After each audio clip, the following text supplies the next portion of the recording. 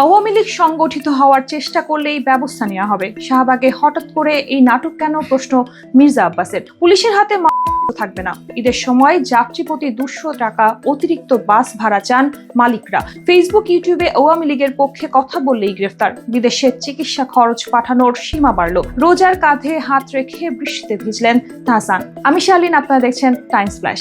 আওয়ামী লীগ সংগঠিত হওয়ার চেষ্টা করলেই ব্যবস্থা নেওয়া হবে বলে জানিয়েছেন স্বরাষ্ট্র উপদেষ্টা লেফটেন্যান্ট জেনারেল অবসরপ্রাপ্ত জাহাঙ্গীর আলম চৌধুরী। আওয়ামী লীগ নিষিদ্ধের প্রজ্ঞাপন নিয়ে এক প্রশ্নের জবাবে উপদেষ্টা বলেন, প্রজ্ঞাপনে যে ধরনের নির্দেশনা আছে আমরা সেভাবেই কাজ করব। আওয়ামী লীগ তো সংগঠিত হওয়ার চেষ্টা করছে, তারা ঝটিকা মিছিল, রাতে মিছিল করছে, এক্ষেত্রে আপনাদের কার্যক্রম কি হবে জানতে চাইলে তিনি বলেন, আপনারা যদি আমাদের আগে জানিয়ে দিতে পারেন তাহলে আমরা সঙ্গে সঙ্গে ব্যবস্থা নিতে পারবো, আর গোয়েন্দা সংস্থার মাধ্যমে যদি আমরা জানতে পারি তাহলেও আমরা ব্যবস্থা নেব।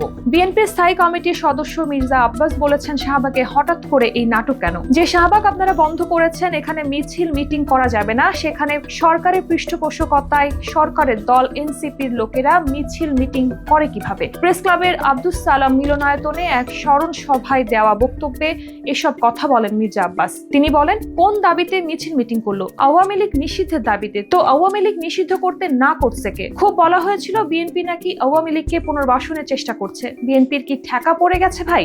বিএনপির নেতা কর্মীরা 17 বছর বাড়িতে ঘুমাতে পারেনি। আমাদের জীবন থেকে 17 বছর কেড়ে নেওয়া হয়েছে। বিএনপির সিনিয়র নেতৃবৃন্দ সহ আমিও আওয়ামী লীগ নিষিদ্ধের বিষয়ে একাধিকবার স্পষ্ট বক্তব্য দিয়েছি। পুলিশের হাতে চাইনিজ রাইফেল, সাবমেশিন গান, 9mm পিস্তলের মতো রাখার সিদ্ধান্ত নিয়েছে সরকার।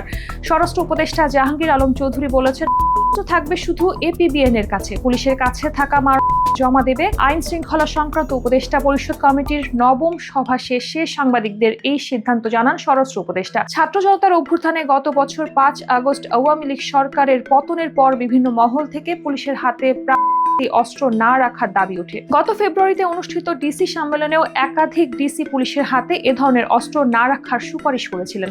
ঈদের সময় যাত্রী প্রতি 200 টাকা অতিরিক্ত ভাড়া চান বাস মালিকরা। তবে উপদেষ্টারাও বলেছেন, এটা হবে না। ঈদের সময় যাত্রীর গন্তব্য থাকে একমুখী, ফলে ফিরতি ট্রিপে মালিকদের বাস চালাতে লোকসান হয়। এছাড়া অতিরিক্ত ভাড়া আদায়ের ভোগান্তি থেকে মুক্তি দিতে ঈদে বাস যাত্রায় যাত্রী প্রতি 200 টাকা অতিরিক্ত ভাড়া দাবি করেছেন বাস মালিকরা। এমন দাবিতে বাস যাত্রী কল্যাণ সমিতি এবং সড়ক পরিবহন ও সেতু মন্ত্রণালয় অবাক হয়েছেন। ফেসবুক, ইউটিউবে আওয়ামী লীগের পক্ষে কথা বললেই গ্রেফতার। গোপন বৈঠক, উস্কানিমূলক মিছিল বা ফেসবুক ও ইউটিউবে আওয়ামী লীগের পক্ষে পোস্ট করলেও দলটির নেতা কর্মীদের বিরুদ্ধে আইনগত ব্যবস্থা নেওয়া যাবে বলে জানিয়েছেন শ্রম ও কর্মসংস্থান এবং যুব ও ক্রীড়া উপদেষ্টা আসিফ মাহমুদ সজীব ভুইয়া। ভেরিফাইড ফেসবুক পেজে দেয়া এক পোস্টে এ তথ্য জানানো হয়। এতে লেখা হয়, দেশের বিরুদ্ধে ষড়যন্ত্র করলে রেহাই নেই।